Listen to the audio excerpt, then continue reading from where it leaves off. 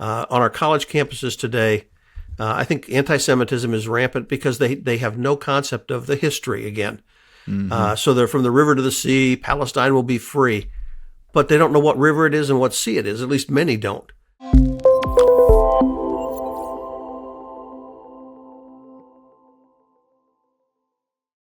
Welcome to the broadcast. This is Michael Easley inContext, and it's great to have my guest, Dr. Charlie Dyer. Charlie and I go back to probably 1981, I think. I had you for an Old Testament class at Dallas Seminary. You were one of my favorite professors. Charlie has served for 33 years in various faculty and administration positions at Dallas Seminary and the Moody Bible Institute. He served as provost at Moody for about 10 years and 20 years at Dallas Seminary in different roles from professor to the administration as well. In 2010, Charlie became a professor at large for Bible at the Moody Bible Institute, and he began a program called The Land and the Book. It's on about 350 plus radio stations, probably in an area near you if you've not listened before. For much of his time, Charlie has led tours to Israel. And I had gone to Israel once, I believe, and then I coaxed Charlie to take me the second time, and he indoctrinated me and taught me how to lead tours, and I've been trying to follow in his footsteps ever since and do as good a tour as Charlie does. But he's a great Bible teacher. He brings enthusiasm to the text. He just explains the Bible in very accessible ways. He's authored lots of books and co-authored lots of books.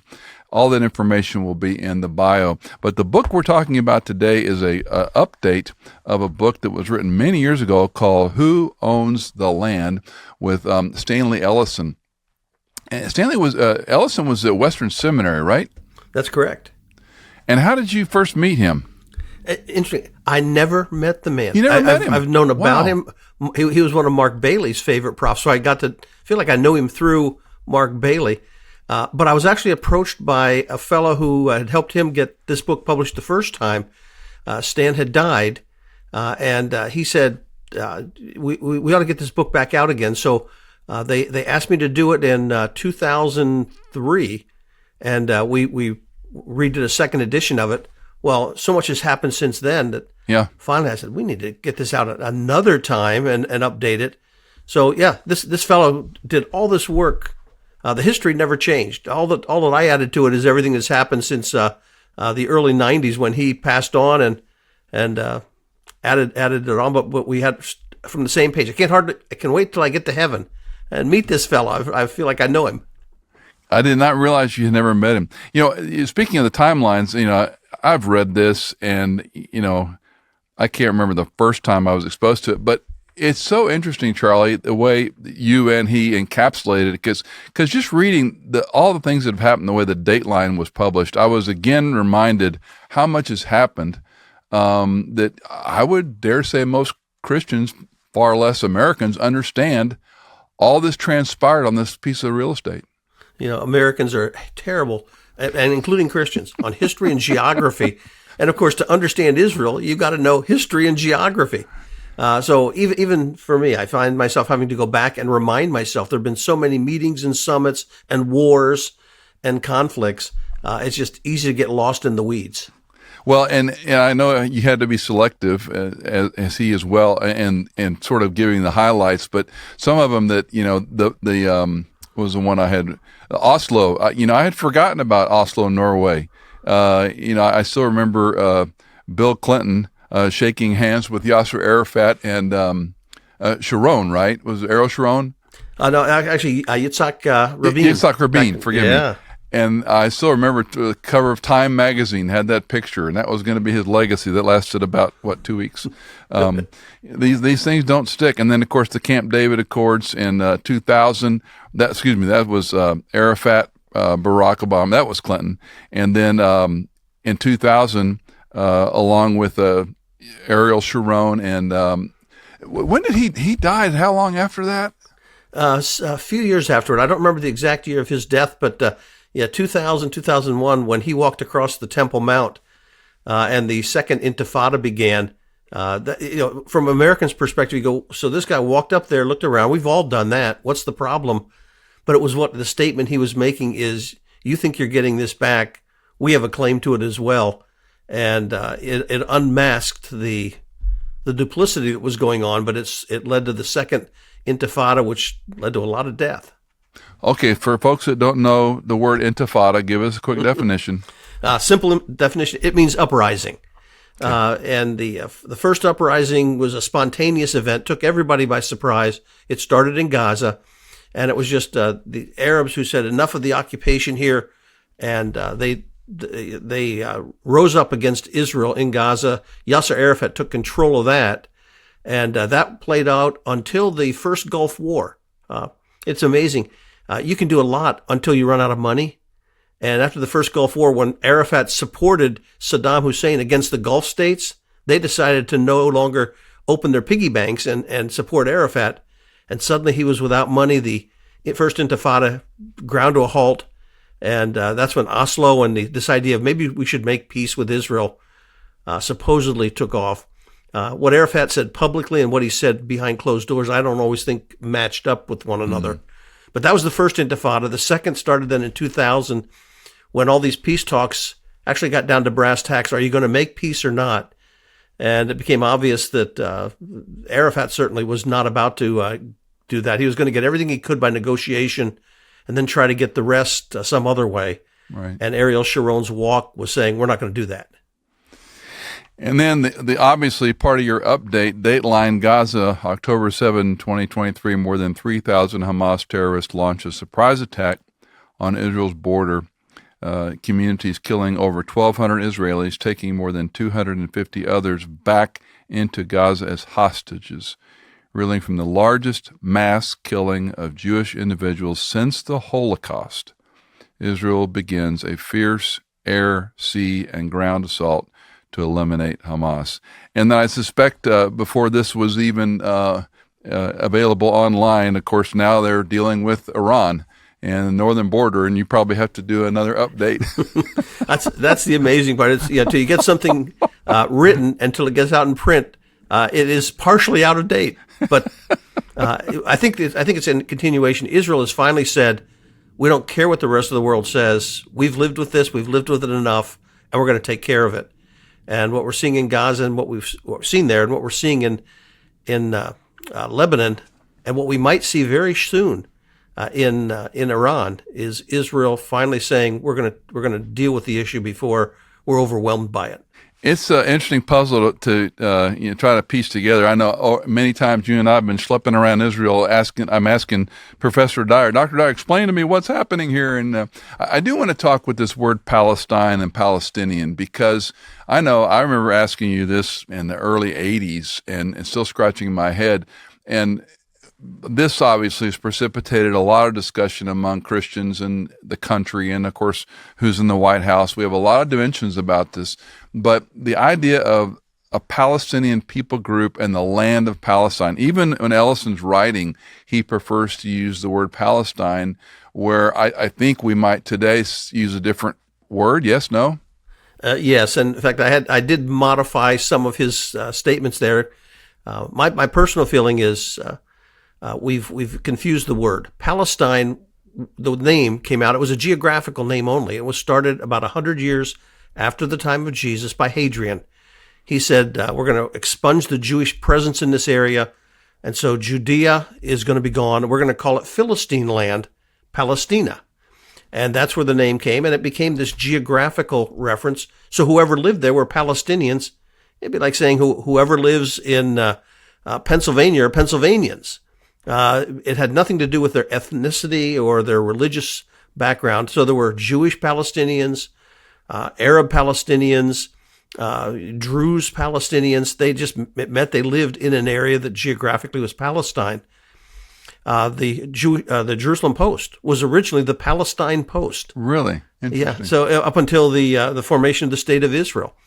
Now, since Israel formed, and especially since 1967, the name Palestine, Palestinian has taken on an ethnic meaning. So now it refers, generally people, when they talk about it, they're referring to the Arab population who are not citizens of Israel that live in that area. But there are about 20 to 25% of the people in Israel are Arab, but they're Israelis, not Palestinians per se. And sadly, we talk about this as if there's an ethnic group called the Palestinians, right, like there were Jews, but there never really was an ethnic group known as the Palestinians.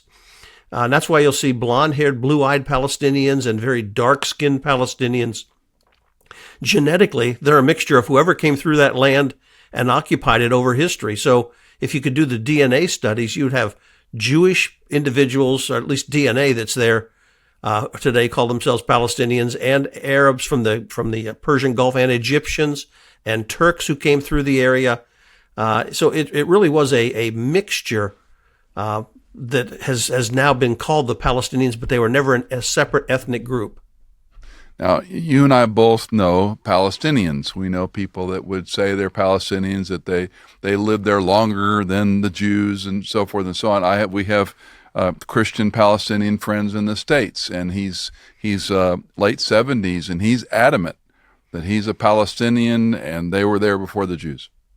Yeah, and what he means by that usually, and I have the same friends, and they're saying the Jewish people came in, 1948. Well, actually, they came in the 1800s, many of them, but these Palestinians or the Arabs who lived there were there for hundreds of years. The only problem is that if you trace, if we compare apples and apples, you trace the history of the Jewish people who were there. They can go back, actually to the time of, I was going to say Abraham, but let me go ahead of that, to the time of Joshua. You're at 1400 BC, when there was a Jewish nation that became known as Israel, or an Israeli nation that started in the land.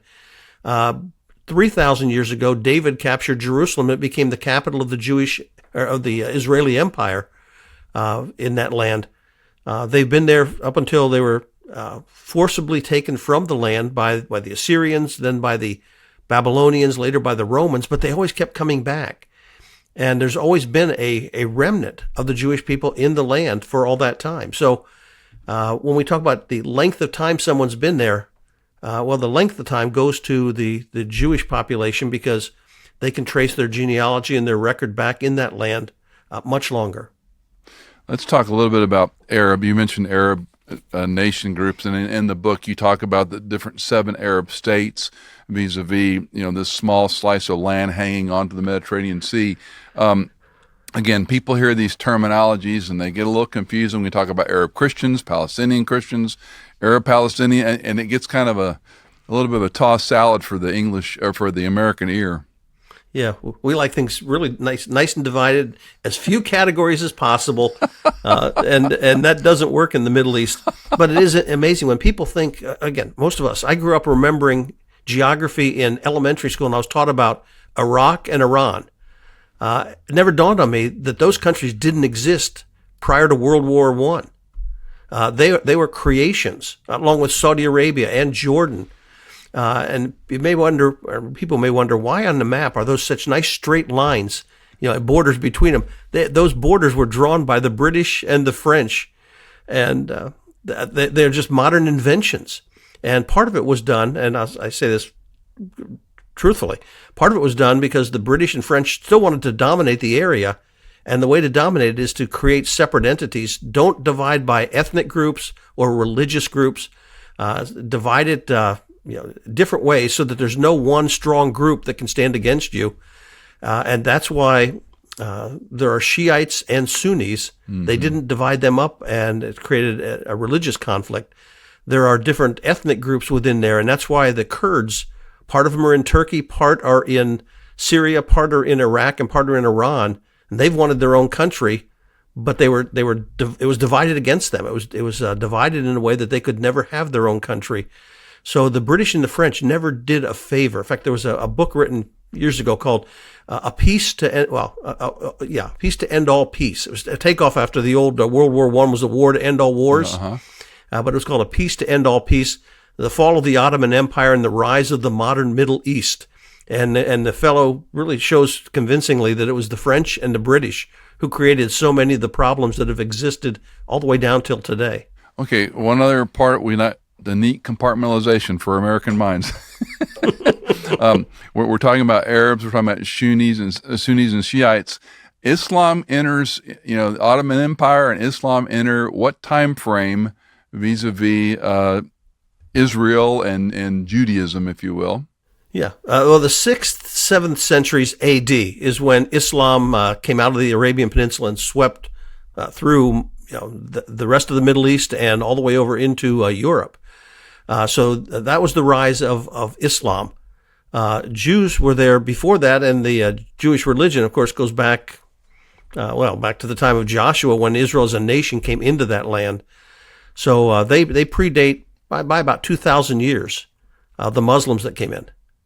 So when you've differentiated twice now, Joshua's time versus Abrahamic covenant, which of course the book deals in a lot of detail on that. I've been asked this question before about, well, was Abraham the first Jew? We know he's from Ur of the Chaldees, and the covenant is made with Abram and Abraham. Yeah. In fact, what I would say is, and that's, he was not the first Jew, because the first Jew technically would have been Jacob, who was renamed Israel and had 12 sons that became the 12 tribes. But we know Abraham had a son named Ishmael, which is where many of the Arabs came from. He had a son named Isaac, who ultimately was the one who gave birth to Jacob and produced the Israelites. But the reason I go to Joshua is when God's speaking to Abraham, he first gives the covenant, but then later Abraham says, would that Ishmael might be the one who's blessed. And God says, I'm going to give him a blessing, but in Isaac your seed will be called, and to him I'll give the land. So as God further defined that covenant he made with Abraham, he limited it not to all of Abraham's descendants, but to the ones that came through Isaac. And then later he speaks that same thing to Jacob, and then in the Mosaic covenant says the same thing to the nation when they're first being born. So when I talk about Israel coming in and taking the land, Abraham was there, but he was a wanderer. He was a minority within this land. But the first time the nation was there in the land would have been when Joshua brought in the Israelites from the wilderness. So the Abrahamic covenant technically is given to a future people who will be called Jews. Yes, it was given to Abraham's descendants through Isaac and through Jacob, who became Israel. And then, in fact, it further confuses it, because people say, well, then why are they called Jews? Well, following Solomon, the nation split into two parts. The northern kingdom was called Israel, the southern called Judah. Israel went into captivity, then Judah did. When Judah came back, they tended to refer to the people who came back as either Judah, or shortened form, they were known as the Jews, though in fact it had remnants from all the other tribes as part of it. Abrahamic covenant is a foundation to this whole discussion, because the land promises were given to this people group, and we've talked many times on this program, and I know you have as well, a unilateral covenant. God is making the covenant. God is the one keeping the covenant promise. It's not bilateral. If you disobey, then you lose this promise. But this is part of the fulcrum, right, between the so-called Palestinians and the Arabs and the Jews is, they would say, Israel broke the covenant. So help us understand that a little bit, between this unilateral covenant, Genesis ostensibly 12, 13, 15, 19, where the covenant is explained more and more for us. And did Israel break that covenant? Is it unilateral? Can it be broken? Well, in fact, that's part of the key, I think, and it's absolutely crucial. God made the covenant with Abraham in chapter 12, but when he actually ratified the covenant, when it was signed on the dotted line in Genesis 15, technically they cut the animals apart. And if you were going to make an agreement, you and I were going to make an agreement, we'd cut the animals apart, we'd both walk through and say, in effect, if I don't keep my part of this agreement, this is what you can do to me. You can cut me apart. Mm-hmm. When the animals were cut apart, God and God alone walked through the pieces of the covenant, pieces of the animal. So God said, in essence, I'm making a covenant with you, and it's based on me. And if I don't keep what I'm making here, this is what you can do to me. I'm basing it on my life. Now, later on, in fact, the last two verses in the book of Micah. Now, we're now at the time 700 years before the time of Jesus, but we're 1,300 years after the time of Abraham. Micah comes along and says, in essence, there is a future for Israel, and it's based on the promise God gave to Abraham and Isaac. So he's looking and saying there's a future because God made a promise. I get to the New Testament, Paul, the one place where he talks about the relationship between Israel and the church, and he says there's a future for Israel because he made promises to the fathers, and God's gifts and his calling are irrevocable. So that covenant God made, that promise God made, whether it's Paul in the New Testament, Mike in the Old Testament, it's sealed, and it can't be changed because the only person who made the covenant was God. So what about when Israel disobeys and others? Well, that comes into another covenant. It's funny. Some would refer to it as the Palestinian covenant. It's still actually called that partly in the book. But if you look, there's a long footnote there where I explained that It's really the blessings and cursings of the Mosaic covenant. But God gave a covenant with Israel, and he said to Israel when they came into the land, now, since you're my people, here's what you do. Do this, follow me, and I'll bless you. But if you disobey me, I'll curse you. And it's Leviticus 26, Deuteronomy 28. And the final curse of that covenant, God says, if you keep doing this, I will take you out of the land. So it's almost as if I'm going to remove what I've promised you. But both times, and so Deuteronomy 28 is followed by Deuteronomy 30, where God says, but whenever I've brought all these curses upon you and you remember me and you call on me, I'll bring you back. So even then, God says, it's not forever. It's not that you break it and therefore you're no longer my people. You call on me and I will bring you back and will ultimately circumcise your heart and give you those blessings. In fact, I think that's what the new covenant that's given later in Ezekiel and Jeremiah, what God's really saying is, you're out of the land now, but let me tell you what the ultimate answer is. And it's that I'm going to make a covenant that has a way to forgive you of your sin and put my spirit in you so that you'll be moved to keep my law. And if you do what I've said, I'll bless you. And if you have that ability and do something wrong, but I will no longer curse you. I have a way to take care of it. Now you'll always be blessed. So the ultimate answer is that God has a new covenant for Israel that's going to reverse everything, and that's why there's a future for the nation of Israel. In the early part of the book, you talk about the unconditional promise. It was guaranteed the land would eventually belong to Israel forever, but its benefits were conditional, dependent on Jewish obedience and conduct. And that's back to your blessing and cursing motif. So it was still a promise, but they wouldn't benefit because of the disobedience. That's exactly right. So any given generation, their ability to participate in the land, to enjoy all the benefits, was conditioned on their willingness to obey and follow God. And sadly, Israel kept having a propensity to go the wrong direction and disobey God, and much of their history in the Old Testament is a picture of that as God rebukes them, judges them for that sin. Now, but he never gives up on the promise. You mentioned Romans, basically, with the gifts and the calling of God are irrevocable. And this is a sidebar, but when you go there, I think of replacement theology. And I think of many of our friends who care less about Israel, care less about the land, because the New Testament, the church has replaced Israel. And is it basically tantamount to saying that they broke the covenant, they didn't keep the promises, and consequently Israel is no longer part of this program? I think that's what that many would say. Not all, but many do. Okay. The problem with that is that's the one issue Paul's dealing with in Romans 9, 10, and 11. And he says, they're broken off and you've been grafted in, but don't boast because God can bring them back in. And then he says God's gift and calling, the promises he's made are irrevocable. God doesn't change his mind. By the way, I love that because the replacement theology, if you follow it to its logical end, that's what Islam teaches. Israel was God's covenant people. They disobeyed. God took it away, gave it to the church. They didn't recognize Muhammad. God took it away and gave it to us, the Muslims. And in reality, my hope for heaven is that God made a promise, and I think he's going to keep it. And if God can break his promise to Israel, then what's to say he can't break his promise to me?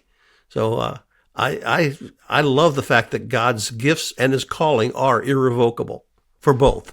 Well, and when you mention the grafting in, if Israel's been cut off, then what are we grafted into? Yeah. That's been my question. It's like, well, if Israel doesn't matter anymore, then why would we graft it in? Yeah. I think most people would probably say, well, those were the promises of that God gave to Abraham, and now they're just spiritual for us. So our hope is not the promised land, it's heaven. But in reality, it's amazing how God keeps going back again and again to those same promises. If he repeated just once, maybe we could take it in a spiritual way, but God just is so consistent in his repetition of what it is that he's promised to this group. And it's, in fact, Numbers 34, he tells Moses, here's the specific boundaries of the land you're going to.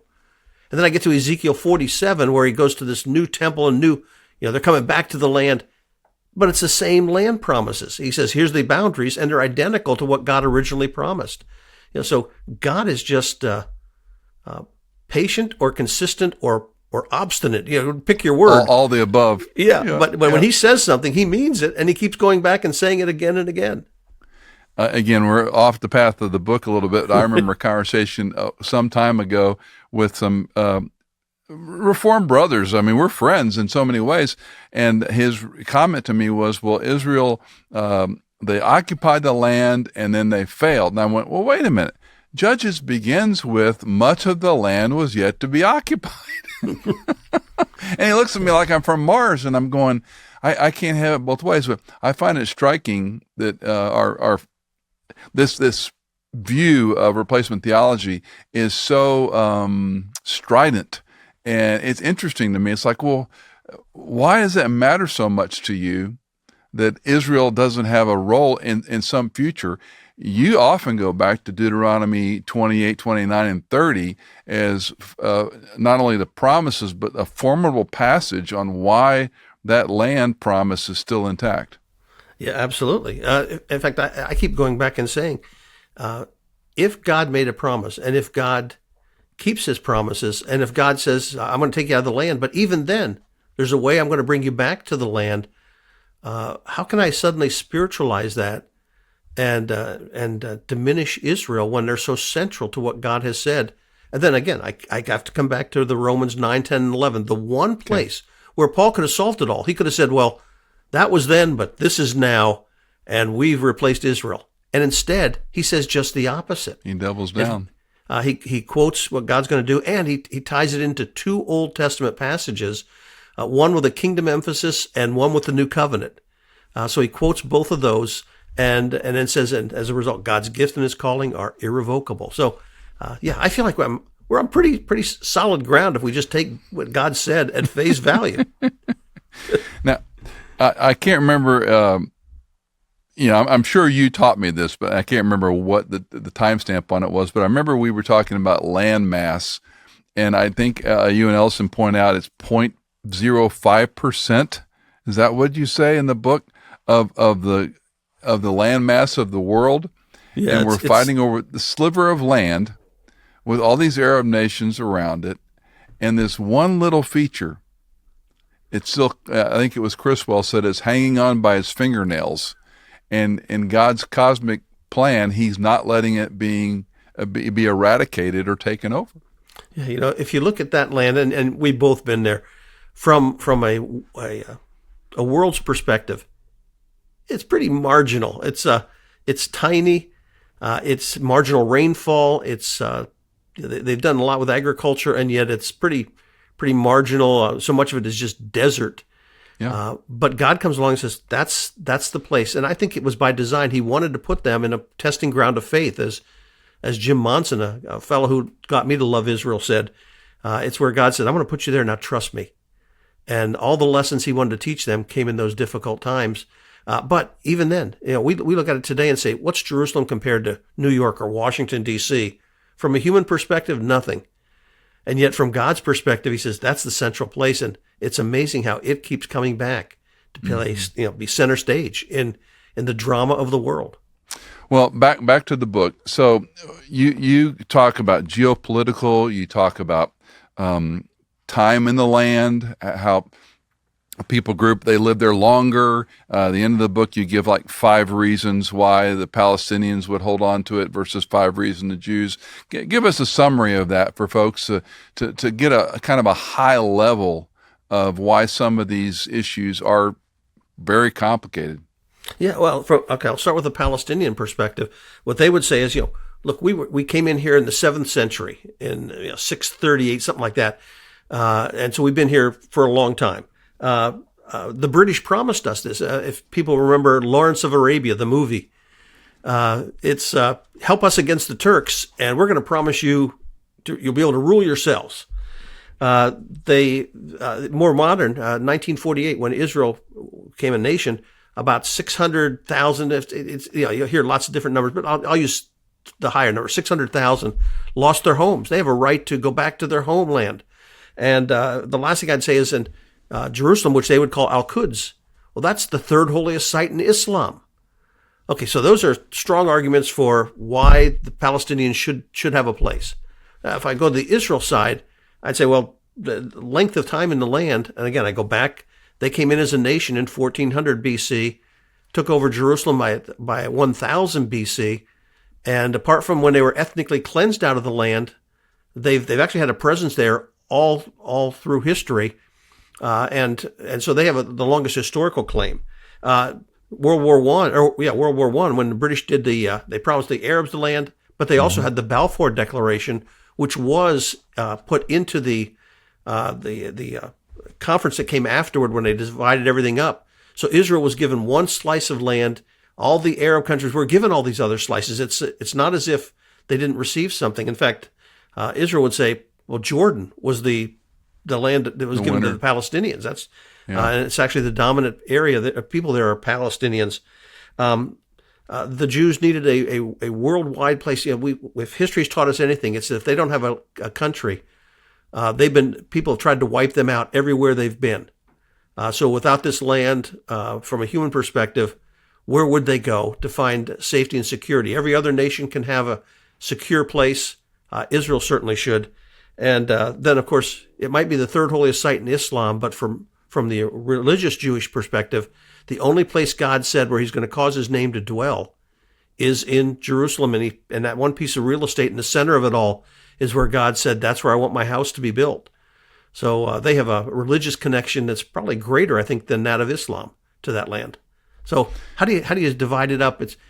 I blame the British. If I were selling a house and I sold you a house and I sold someone down the street the same house and you both showed up to take possession, I've created a problem. And that's what the British and the French did in World War I. But thankfully, God's promise to this antedates all of those. It goes way back before the British and French ever showed up. At what point in this British-French rivalry, if you will, at what point does the Dome of the Rock find its way on the holiest site for the Jew? I mean, this has always been mesmerizing to me. You and I have crawled around, underneath that property. There were days when we used to go in to the Dome of the Rock itself. Is God sort of folding his arms going, see, this is my land, and I'll let other nations dispossess you even today, even your arch enemy. I mean, it's just striking to me. It is. And I think ultimately we have to say God has allowed this. It's amazing what he could do. I also think that the conflict between God and Satan plays a role in this. In Revelation chapter 12, the dragon versus Michael the archangel in heaven, the dragon versus the woman who's Israel. Satan is the source of anti-Semitism. And Satan couldn't have thought of a better way to do this than try and find a religion that is based on the destruction of the Jewish people in many ways, certainly the fundamentalists of Hamas, Hezbollah, and have their holiest shrine take over the spot where God had wanted the Holy of Holies to be. So it's at its heart a religious conflict. But in the end, that's if they're fighting over the land, they could solve everything. The one spot that they can't solve is who's going to control that area on that flat-topped, few acres of real estate right there, and that's the heart of the conflict between Islam and Israel. I remember years and years ago when one of these many skirmishes broke out, a friend texted me, if only Abraham would have thought twice. And I thought, well, that's a pretty astute observation. But you've got this, when you bring in God allows it. We had the Assyrians and the Babylonians, Yep. right? I Yep. mean, we have exile. Israel's taken out of the land because of her disobedience. The prophets say, who would have thought of such a thing? That God allows this. Is that still where we are today? I think it is. And it's interesting with the future that's still to unfold. I think a lot of God's pressure on the Jewish people is until at some point they're going to look up and almost in hopeless despair saying, oh, that you would rend the heavens and come down. And suddenly the heavens are going to open up and the pieces are going to fall into place for them. And Zechariah 12, 13, 14 describes that event. But it happens when all the nations of the world, he says, are gathered against Jerusalem. And God's going to make it an immovable rock. So what we're seeing right now, I think, is a foretaste of what's going to be coming in the time ahead. Well, folks today want to know, and that's where we need to get to. Israel now has made itself odious among so many people, even in the West. I mean, from the river to the sea, we've got demonstrations on university campuses that are, in my lifetime, it's like, could this have happened? We went from, 1948, we went to, President Trump moved the embassy. There were so many things, the Abraham Accords, which were, ostensibly in my lifetime, the most hopeful of anything that had ever been done, the Abraham Accords. And then in a moment of time, it all falls apart. And here we are with, Gaza and now, Syria, Damascus, Lebanon, and Iran. These chess pieces are moving pretty quickly, Charlie. They are. And that's why I think we need to keep our eyes focused on the big picture if we can. But when it comes down to, and let me deal with the main one. On our college campuses today, I think anti-Semitism is rampant because they have no concept of the history again. Mm-hmm. So they're from the river to the sea, Palestine will be free. But they don't know what river it is and what sea it is. At least many don't. In Israel's case, and we talk about genocide, Israel is not committing genocide, but the Hamas did. Hamas, right. When they came across the border, their goal was to kill the Jewish people because they were Jewish. Israel's fighting for their life, but their goal is to wipe out Hamas. But Hamas embedded itself in the civilian population. Truly, people don't understand how what it's like fighting a war. When rockets are being fired at you, but they're fired from a schoolyard or fired from a mosque or a hospital. As well, and the other part of it all is whenever something happens, the first Hamas reports immediately what happens, and the press picks up their report without really looking at it in care. 2 days later, 3 days later, Israel will come out and say, well, actually, here's what happened. But by then, we're already on to the next news cycle. Too late. Yeah. So what people need to do is take time to look at the details, to look carefully at things, which is one of the reasons I wanted this book to come back out again. If we don't pay attention, we'll get sucked in by social media and form our opinion there rather than based on facts. And when we do, it usually comes out being anti-Semitic. One little detail there, I found out the Kristallnacht was 38-39. Which is when they wiped out all the synagogues in Germany. The next day, there was a rally for Adolf Hitler at Madison Square Garden that had 20,000 Americans come. So what we're seeing now isn't new. It's actually a record of anti-Semitism like this in our country, and we need to know the modern history, but also know the ancient history, or we'll be pulled off course and led astray. Well, and you mentioned it as we began, that the church is loath, the country is loath to history. One of my continued beefs has been the truncation. Social media, TikTok have truncated into such small bits that are so flash paper, no one understands history. H.G. Wells' book, The Time Machine, would be good to pull off the shelf and read what happens when you forget history, even though it's just fiction, it's just a novel. But the idea that when we're not transferring this knowledge, we're the information age, for goodness sake, but we're not giving the knowledge of how we got here and what's of value. The other thing I've been saying, Charlie, and I'd love you to weigh in on this, is that a lot of people ask questions, and I go, In my lifetime, I've never seen evil as unbridled in my lifetime. Now, I did not live during World War II, and those who did, we would certainly point back. I mean, if you and I were, academic pastor in the 40s, we would have probably thought Hitler was the Antichrist and the end was coming. I mean, he's clearly killing Jews, God's chosen people. How much more clear could this you need to be? So maybe he's one of the Antichrists, but we would have said, these are end times and so forth.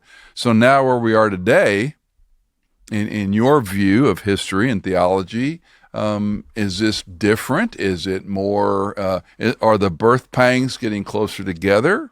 Yeah, well, and I love that Jesus used that illustration of a woman in labor, because as you get closer to labor, the space between the birth pangs gets less and the intensity gets greater. More painful. And I think that's what we are seeing. Again, World War II, you're right. There was people could say the kings from the east, there's Japan, here's Germany and the persecution of the Jewish people, but not all the pieces were in place. And certainly God put that evil down. He gave us at least a time of temporary peace. But now we're experiencing it again. We're seeing with the religious persecution with Hamas, Hezbollah. We're seeing Ezekiel 38, 39 with a foe from the north connected to Persia, which is Iran, and Libya, and the country south of Egypt. We're starting to see the pieces together, and yet it could all calm down again.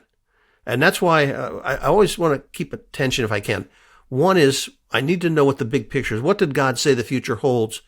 And how are we aligning up with that? But also not set dates, because the time somebody says this is it, it's going to happen this Rosh Hashanah, and then it doesn't happen. They've not done the cause of Christ any favors. I remember you saying many, many times, when someone says this is the date, you can be sure it's not, because no one knows. Who was the guy that wrote that? I had a friend in Florida who did that every year, and I said, well, I won't mention her name, but I said, you might be right, but it's only because you guess so many times. Nostradamus. Who was the guy? It was he was 87 reasons and 87 and 88. 88 reasons why the rapture will be in 1988, and then the next year 89 reasons, because it didn't happen in 88. So. Well, no, they asked him, and he said, well, I'm going to tell the Lord I gave it my best shot. So anyway, So one of the things that I find striking, and you write about this in the updated portions, is the Western influence in Israel. And, we talk about a democracy and allies and so forth. And again, our country doesn't understand this in the main. We just have to acknowledge it. But when we have these pundits make comments about what Israel should do, I want to reach through and, grab the newsreader by the throat and say, do you understand what you're saying right now? And you have a Kissinger quote. I hope I can find it in here. Here it is. In this final interview, November 23, before his death at age 100, former Secretary of State Henry Kissinger was asked about the prospects of a two-state solution between Israel and the Palestinians. His answer was sobering. Quote, a formal peace doesn't guarantee lasting peace. The difficulty of a two-state solution is shown by the experience of Hamas. The so-called two-state solution doesn't guarantee that what we saw in the last weeks won't happen again. When pressed further on the subject, he would suggest, I believe the West Bank should be put under Jordanian control rather than the aim of a two-state solution. And then in your next section, you go on to say a more viable and compelling option might appear to be a Palestinian Authority under Israeli sovereignty or a limited Palestinian statehood. But we're sitting here playing pundit. Bibi's not listening, going, oh, that's a great idea. That's exactly right. And so I find it, and churches do this. I mean, we've got, powerful, huge platform pastors that are saying this is what needs to happen. So with all that, prattling of mine, what do you comment when you hear things like this staged or suggested? Well, what I would say is Kissinger was one of the brightest people, and he figured out that two states won't work, and his illustration on Gaza is telling. Gaza, for all intents and purposes, was its own state. Israel pulled out. They gave it to them. They had the ability there to really make it a a tourist destination for Europe. They could have done everything. Instead, they plowed all the money into their religious goal, which is we exist to eliminate the state of Israel. Well, 5 months after the war started, my co-host and I walked through Beery, which is they lost 10% of their population was killed in that attack. It was one of the most liberal areas. They were believing we're helping the Palestinians, we're helping Gaza, and their eyes were open. In fact, one of the most pro people there for Gaza was murdered and burned to death in her own house. And I think the West somehow doesn't understand the nature of Islamic fundamentalism and the commitment of Hamas and Hezbollah to the destruction of the Jewish state. And can two walk together except they be agreed, is what Amos says. And the reality is, you can't have two-state solution if one of those states is committed to destroying the other. And until that changes, and I don't see how that can change, I don't see a viable two-state solution, at least as it's proposed by the West, ever succeeding. Was it Golda Meir? My brain's got holes in it. Her quote, it was famous quote about there won't be peace until the Palestinians love their children more than they hate the Jew. Was that right? Yep. Yeah. And that's where they are. In fact, did you see the most recent one? Sinwar, they found a letter that he'd written to his 10-year-old son, promoting him, encouraging him to continue hating the Jewish people. And that's it. We don't like that. We like nice, simple, easy answers and solutions. Within 60 minutes, it's all resolved and everybody loves one another. And the reason this is so tangled and complex is that you have a group like Hamas that's in its charter says we Israel. We have to destroy Israel and set up a state that follows Sharia law. And until that happens, we won't stop. So you've got to deal with that. Okay, give us, I didn't ask all the right questions, so give us 1, 2, 3 final comments from Dr. Dyer on how the believer should think about who owns the land. I'll start this way. I think the Bible says that Israel has a right to the land. Doesn't mean everything Israel does is right, and we need to guard against going to that extreme. But we need to support Israel's right to exist as a nation in the land in peace. And strongly encourage that, tell our elected representatives that's what we want to have. I think at the same time, we need to make sure that everyone knows we're not pro-Israel and anti-Arab. That's not what Jesus would have us do. We're pro-all because the ultimate problem is the human heart. And the best example of how this can work is the Jewish and Arab believing churches in Israel. The Messianic congregations and the Arab congregations get together to pray for one another, to support one another. There's a group there called One for Israel that runs Israel College of the Bible, and they have Jewish and Arab professors who are demonstrating what it looks like to be one in Christ. That's the interim solution. And then finally, we need to say the ultimate solution is the coming of Jesus. And we need to be having one eye looking forward and praying, as John did to end the book of Revelation. Amen. Even so come, Lord Jesus, because that's what it'll take to solve this problem. Dr. Charlie Dyer on the radio with The Land in the Book. You can find always in our show notes about more information about our guest, other books that Charlie has written. But this is the one we want you to take a look at, Who Owns the Land, an updated version of it with Dr. Stanley Ellison's original work from Western Seminary. It'd be a great book for you to take to your Sunday school class, a neighborhood Bible study. Israel's in the news every day. Get 4 or 5 neighbors and say, let's read this book and take it apart, and what's your opinion, and think critically, and you might just learn some history and some biblical history along the way. So, Charlie, thanks so much for your rigorous academic efforts and putting it on the shelf for us to accessible for the rest of us. Well, thanks, Michael. It's fun being with you again. Great to see you.